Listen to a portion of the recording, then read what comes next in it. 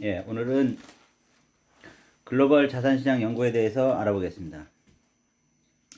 지금 최근 코로나가 전 세계의 세계 경제, 정치에 영향을 미치는 바와 같이 세계 경제는 어느 한 국가의 영향이 전 세계적으로 거의 동시에 영향을 미치고 있습니다. 예를 들어서 남미의 어느 작은 나라의 어떤 사태라든가 아니면 동남아시아의 특정한 국가의 경제가 어느 시기에 또 이 전 세계적으로 미국이나 영국 전 세계에 영향을 미치는 것처럼 지금은 글로벌 시대로 들어섰고 한 국가의 경제 상황이 다른 국가에 영향을 바로 미치기 때문에 전 세계적인 글로벌된 개념에서 시장을 바라볼 필요가 있는 거죠. 특히 지금은 기업 나이키나 예를 들어서 나이키나 아니면은 우리나라의 어떤 영원 무역이나 이런 데도 보면은 실제 브랜드는 선진국이 가지고 있더라 하더라도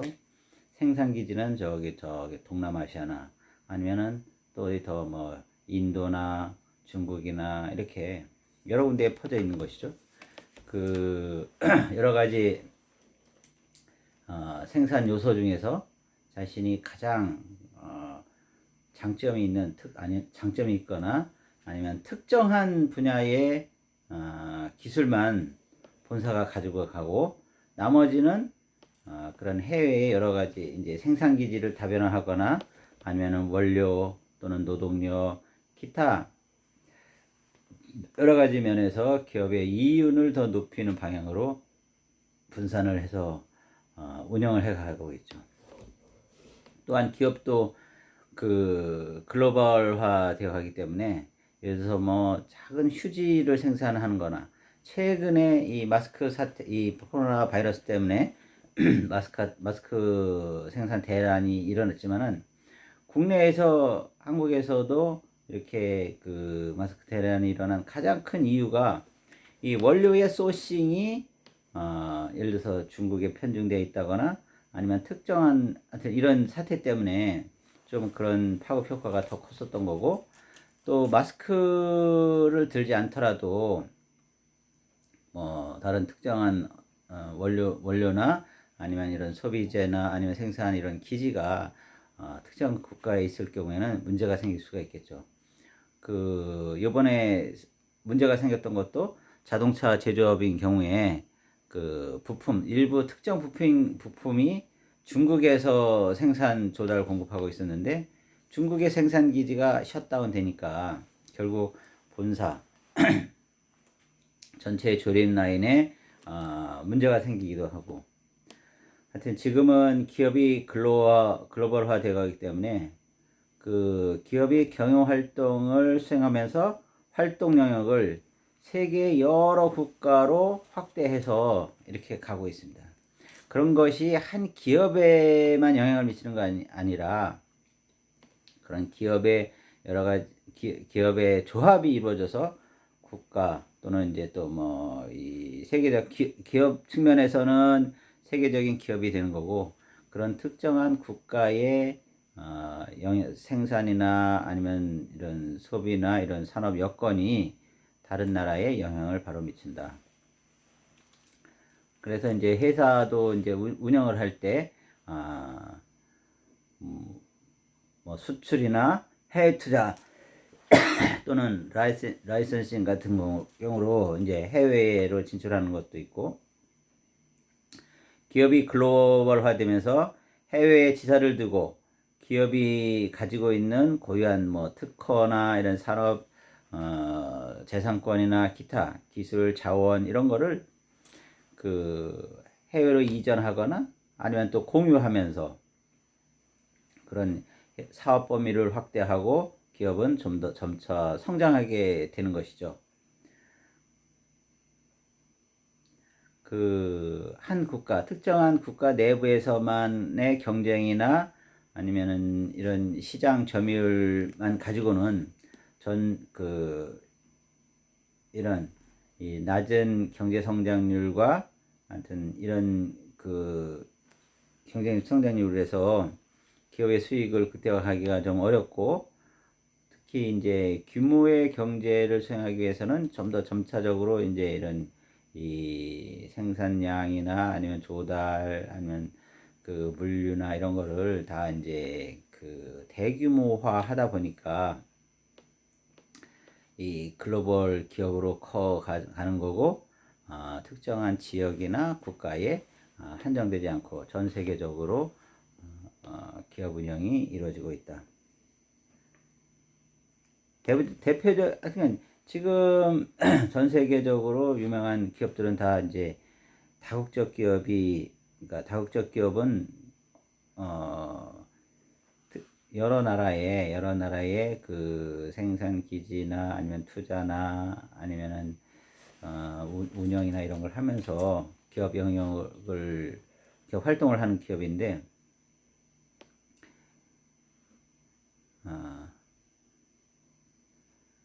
그 다국적 기업은 이 수출과 수입, 라이선싱 여러 분야에서 여러 나라에서 한 가지 이상의 생산 활동을 한 국가 이외에서 다른 곳에서 하는 그런 기업이다. 예를 들어서 지금 그 대표적인 게 지금 아이폰을 생산하는 생산 과정을 알아보면은 이 생산의 여러 가지 이제 지금 소싱, 하드웨어, 소프트웨어 이런 부분이 미국 내에서 이루어지는 게 아니잖아요. 특정 이 부품 중에서도 ABC 이런 몇 가지 부품, 예를 들어서 뭐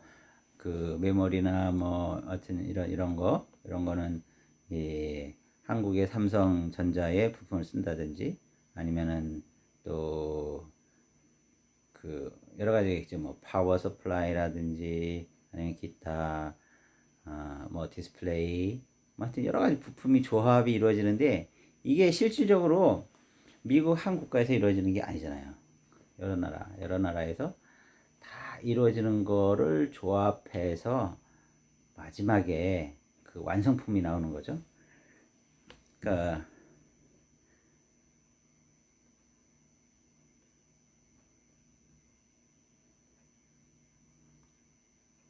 그래서 다국적 기업은 한 1개국 이상의 국가에서 사업 활동을 하고 있는 기업을 의미하며,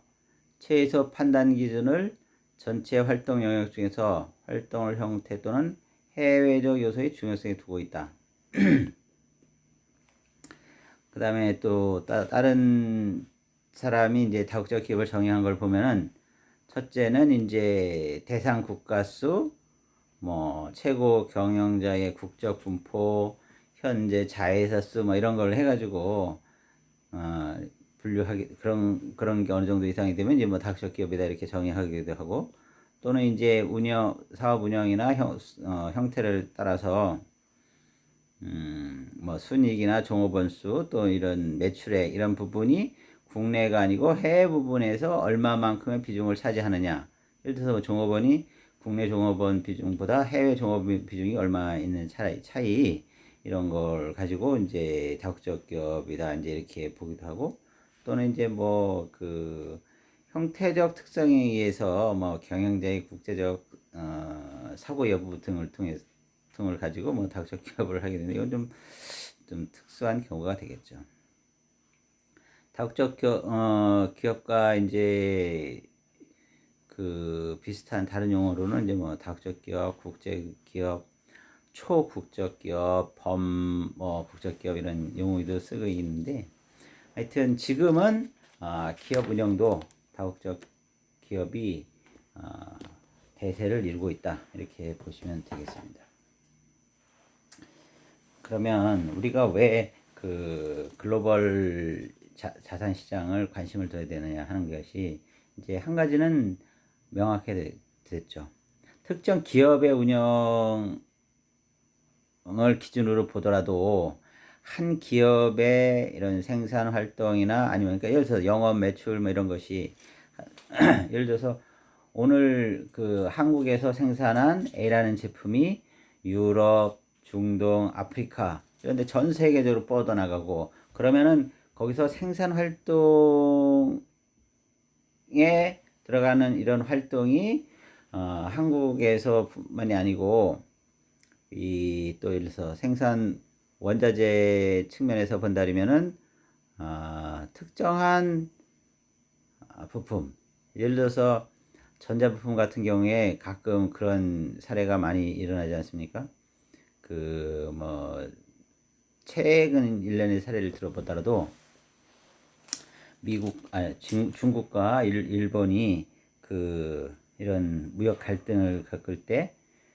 중국에서는 일본에 그 전자부품의 핵심 원료인 히토류 공급을 차단하겠다 이렇게 좀 엄포를 놓은 적도 있었죠. 그 다음에 작년만 하더라도 일본이 그 우리나라에 이 반도체 관련 특정 핵심 부품 한 세 가지 네 가지 종류를 옛날과 같이 자유롭게 판매하는 것이 아니라 사전에 국가의 통제를 받도록 허가를 받아서 하는 경우에만 하도록 뭐 이렇게 제한적으로 이 그런 강제화된 정책을 사용할 수도 있고 그런 것이 바로 이 각 국가에 걸쳐 있는 이런 기업의 수익이나 아니면 영업, 매출, 하여튼 이런 게 영향을 미치죠. 또 예를 들어서 개성공단의 그런 사태를 보더라도 이거는 좀 약간 좀 차원은 다르지만 거기에 투자한 많은 우리나라 사람들 또는 이제 그 이전 그 경험을 보더라도 우리나라가 중국에 이 투자 붐이 일어나서 중국에 엄청나게 많이 몰려갔었는데 실질적으로 중국에서 사업을 하다 보니까 이 사업 수익을 한국으로 가져오는 게 좀 약간 어떤 장벽, 배리어가 있어가지고 하지 못하는 경우도 있고 그래서 좀 더 나은 그런 기업 환경을 찾기 위해서 또 다른 나라를 찾아가는 거죠. 계속적으로. 그러니까 그 당시에 중국의 그런 관심이나 영향력이 가장 컸던 이유는 이 결국 그 중국 시장을 보고 중국에서의 사업 성장 가능성과 수익력을 믿고 많이 따라가지 않았습니까? 현대자동차도 결국 중국 시장을 보고 베이징에 합작 회사도 세웠지만 결국 지금 거의 뭐 문 닫을 지경까지 왔는데 그렇게 이제 새로운 시장을 넓히기 위해서라도 다른 나라에 이런 진출하는 이런 경우가 있고 또는 조금 더 먼 그 사례를 들어본다면은 그 17세기, 18세기에 유럽에서 이 저기 뭐야 이 동인도제도 그 결국 인도를 그 당시에 이제 유럽에서 이 향신료가 이렇게 엄청나게 비싸다 보니까 향신료를 구해야 되는데 그 당시에 이제 유럽 사람들이 알고 있는 이 지리적 그 상식으로는 향신료가 많이 나는 곳은 인도다 이거죠. 근데 인도를 가려고 하면은 중간에 그 당시 이제 해교도들이 거기를 지금의 중동이죠. 중동 지역을 꽉 차지하고 있어서 그쪽으로 가지 못하니까 그런 새로 그 향신료에 대한 소비자의 요구는 점점 늘어나는데 조달 그 능력은 안 되니까 가격이 엄청나게 비싸게 계속 올라가게 되겠죠. 그러다 보니까 누구는 결국은 좀 더 싼 가격에 이런 이 향신료를 보급하기 위해서 새로운 이 조달 루트를 찾게 되었죠. 그게 이제 뭐 결국은 이제 뭐 컬럼버스나 마젤란이나 아니면 뭐 바스코다가마나 이런 여러 사람들의 탐험가들이 뭐 하루아침에 이루어지지 않았지만 컬럼버스의 경우를 들어봐도 원래 이탈리안가 거기서 해서 포르투갈에 또 그 사업 제안을 했지만 결국 투자자를 구하지 못하다가 마지막으로 스페인의 이사벨라 여왕한테 가서 그런 사업 제안을 하고 본인한테 그 어느 정도의 이런 지원을 해주면 자신이 그런 이제 새로운 대륙을 찾아서 결국은 이제 그 당시에 찾으려고 했던 게 뭐 금과 은, 향신료 이런 그런 귀한 물건들이었겠죠. 그런 물건을 찾아가기 위해서 계속 그 서쪽으로 항해해가지고 찾아낸 것이 지금의 아메리카 대륙이 된 거죠. 그거를 이제 콜럼버스는 죽을 때까지 동인도로 알고 그래서 그렇게 해서 죽었지만은 또 그것을 믿지 않은 마젤란은 거기서 다시 또 서쪽으로 계속 가가지고 필리핀 그다음에 하여튼 세계 일주를 하는 그런 하여튼 이런 이 성장 과정을 거쳤죠. 그런 과정을 거치면서 또 그 유럽 여러 나라들이 이런 이 새롭게 발견한 이런 대륙 또는 이제 지역에다가 자신들의 식민지를 만들어 가지고 네덜란드 같은 경우에는 지금의 뭐 말레이시아, 인도네시아 이런 쪽에 동인도 회사를 세워서 거대한 이제 플랜테이션 농장을 엄청나게 많이 만들었었죠. 그래서 이제 그쪽에서 많이 그 싼 노동력으로 값싼 원료를 유럽에 공급을 해가지고 더 큰 이익을 얻으려고 했고 또 결국은 이제 미국이 아메리카에서 독립하게 된 이유도 이 미국이 이제 영국의 이제 뭐 식민지였지만 영국에서 미국에 대한 그런 어떤 이 식민지 차별 대우를 하니까 그러니까 영국의 이민자들이 더 못 참겠다 하고 결국 이제 그 시발점이 보스턴 차 사건이었죠. 보스턴에 들어온 그러니까 그 미국에 들어온 차에 대해서 엄청난 이제 과세를 하게 되니까 그 미국 사람들이 그걸 반발해가지고 그걸 다 태워버리고 결국은 영국과 독립전쟁을 벌여가지고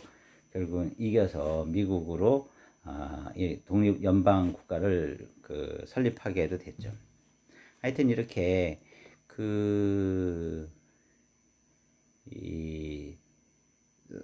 결국은 이제 이런 기업 활동을 하는 것이 작게 국가나 이제 뭐 이런 쪽으로 넓게 보지 않더라도 한 기업이 좀 더 그 크게 성장하기 위해서는 이제 새로운 이 사업 영역을 찾거나 아니면 분야를 찾거나 기술의 개발을 찾거나 여러 가지 일을 하게 되는데 그것을 특정한 지역에 한정되어 있던 시기는 이미 한참 지났다 이거죠. 그러니까 18세기, 17세기, 18세기에도 유럽에서 만약 이제 유럽인들이 그 자체 내에서 그 뭐 향신료나 아니면은 뭐 금이나 은이나 이런 귀금속이나 이런 특정한 원료를 공급할 수 있는 그런 루트를 발견했거나 아니면은 또 그런 이런 기술이 있었다면은 이 콜럼버스나 마젤란이나 바스코다가마나 이런 탐험가가 나오지 않았을 수도 있겠죠. 그렇지만은 이 시대 상황이 바뀌면서 결국은 이제 전 세계적으로 기업은 뻗어나가고, 결국 국가는 또 이제 또 그러니까 국가적인 측면에서 본다면은 다른 대륙을 찾는 이런 현상이 나타나는 거죠. 좀 더, 그러니까 지금도 잘 나가는 회사들 또는 예를 들어서 뭐 삼성전자나 아니면 미국의 뭐 마이크로소프트나 애플이나 뭐 이런 구글이나 이런 회사들을 보면은 지금 현재의 그런 이 성장만 가지고 가만히 있는 게 아닙니다. 그 밑에 지금 외형적으로는 그 정도의 모습을 보이고 있지만은 내부적으로 본다면은 계속 끊임없이 그 회사가 성장하기 위해서 부단한 노력을 하고 있는 겁니다. 그러니까 그것이 새로운 사업 분야를 찾기 위해서 이런 새로운 조직을 두거나 아니면 연구 개발에 몰두하거나 아니면은 뭐 설비 투자를 하거나 아니면 다른 뭐 기존의 인수합병이나 아니면 뭐 그래서 이제 이런 쪽으로 본다면 뭐 해외 진출이나 이런 걸 하는 그런 끊임없는 이 활동을 계속하고 있죠. 그러니까 이 외부에 드러나는 자료에 의하면은 단순히 기업이 계속 성장하기 위해서 어,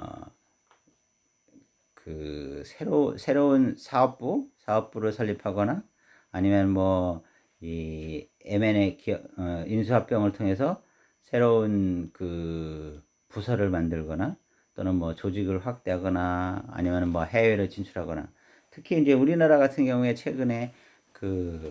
이제 중국의 생산기지로서의, 그러니까 저렴한 임금을 조달하던 생산기지로서의 역할이 많이 줄어들었으니까 중국 이외에 다른 나라를 찾기 위한 노력을 많이 했습니다. 그래서 기업들이 중국을 탈피해서 삼성전자도 지금 이제 중국 생산 공장은 이제 거의 다 정리를 했죠. 많이 정리를 하고 지금 베트남으로 가고, 베트남에도 지금 거의 이제 전자 쪽은 그쪽에 집중하는 이런 경향을 보이고 있죠. 각 국가별로 예를 들어서 뭐 인도나 아니면 뭐 유럽이나 이런 특정한 시장을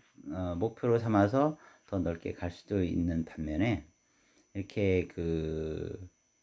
싼 노동력과 아니면 숙련된 노동자들을 풍부하게 공급할 수 있는 이 베트남 시장이 많이 커지고 있는 것도 사실입니다. 그래서 기업은 이렇게 끊임없이 자신의 이익을 높이기 위해서 다양한 활동을 하게 되는데, 그것을 이런 글로벌화한 시각에서 본다면 단순히 이제 이 생산 측면에서 본다면 좀 더 저렴한 가격으로 이 기업이 아웃풋을 만들어낼 수 있는 그런 지역을 찾는 게 이제 한 가지 큰 노력일 수가 있고요. 또 다른 하나는 이제 마케팅 측면에서 이 생산된 부품을 시장에 팔아야 되지 않습니까? 예를 들어서 이제 그런 말이 있잖아요. 아프리카에 뭐 나이키가 신발을 팔러 맨 처음에 갔더니 한 사람은 그렇게 얘기했다리죠. 자, 내가 여기 가보니까 도저히 우리 사업이 안 될 것 같다. 여기 사람들이 신발을 하나도 신고 있지 않다. 그러니까 이제 더 이상 여기는 신발을 팔 수 있는 시장이 아니다. 이렇게 판단하는 사람이 있는 반면에, 또 한 사람은 갔더니 야, 여기는 정말 대단한 시장이다. 사람들이 신발을 하나도 신고 있지 않다. 그러니까 여기 있는 사람들한테, 모든 사람한테 신발을 팔 수 있는 이런 가능성이 열려 있는 시장이다. 이렇게 판단했다. 그렇게 판단했다는 그런 말도 있지 않습니까? 그래서 동일한 시장을 보더라도 이렇게 시각에 따라서 다른 걸 할 수 있는 것처럼 기업이 성장하기 위해서는 같은 조건에서 자신들이 목표로 삼는 그런 이 타겟을 어떻게 달성하느냐,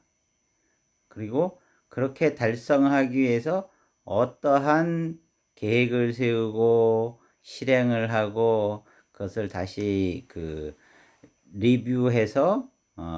또 이제 다음 단계로 나가느냐, 이런 것이 중요하다고 하겠습니다. 아무리 지금 예를 들어서 지금은 전 세계적으로 영향을 받지 않는 분야가 없어요. 아무리 작은 예를 들어서 그 이런 부품이나 아니면 생산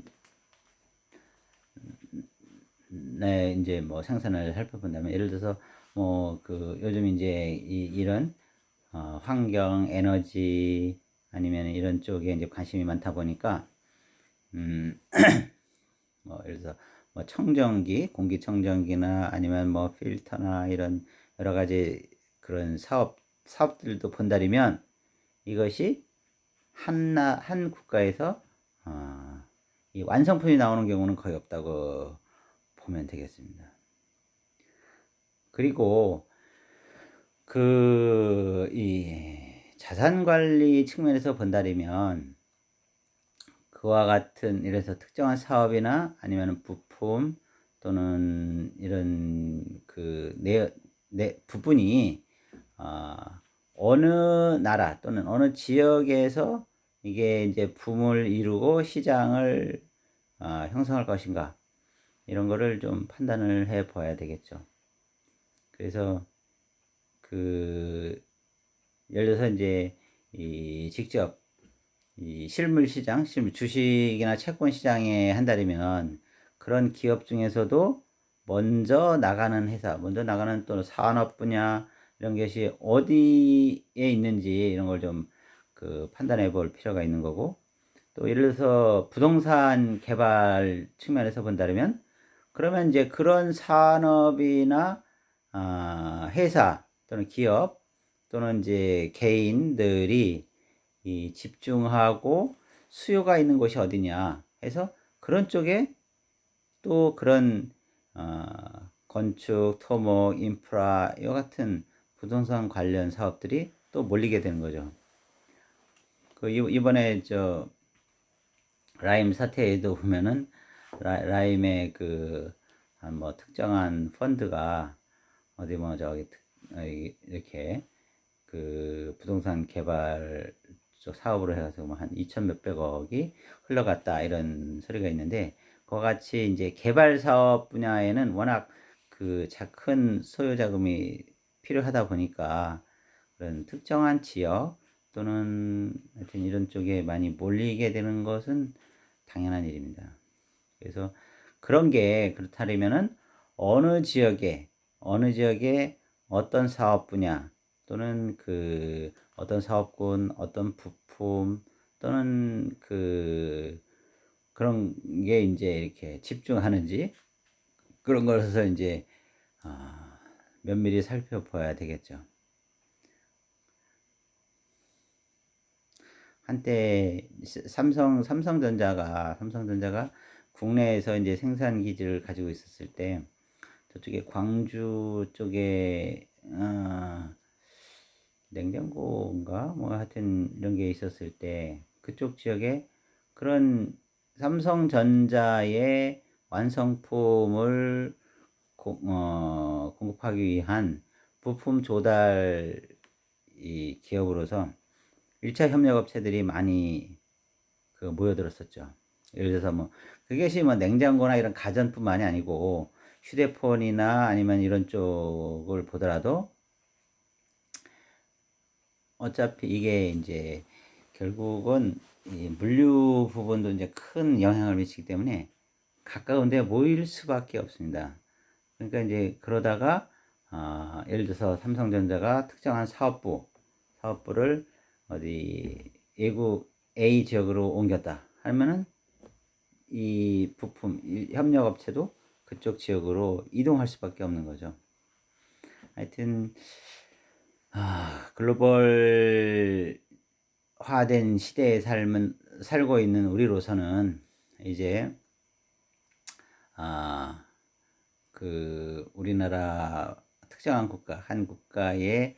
관한 이제 짧은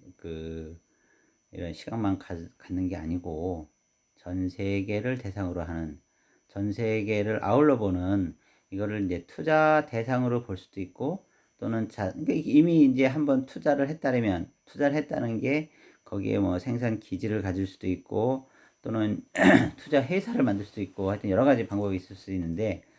그 상태에서 다시 또 이제 2차적인 기업 활동이 또 일어날 수 있겠죠. 거기에서 현지 생산 공장을 가지고 있다면 생산 공장에서의 뭐 생산, 판매, 또는 이제 뭐 그 사업 관리 뭐 이런 여러 가지가 있을 수가 있으니까 그런 거를 이 편협된 시각이 아니라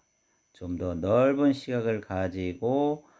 세상을 보고 그 안에서 이루어지는 기업 활동의 그 실체를 좀 더 면밀히 살펴보는 이런 의지와 노력이 필요하다고 볼 수 있겠습니다. 자, 오늘은 글로벌 자산시장 연구에 대해서 조금 알아보았는데 하여튼 다음에는 글로벌 시장 중에서도 우리들이 좀 더 관심을 가지고 봐야 할 분야가 뭔지 한번 생각해 보는 그런 시간을 갖도록 하겠습니다. 자, 오늘 이만 마치겠습니다.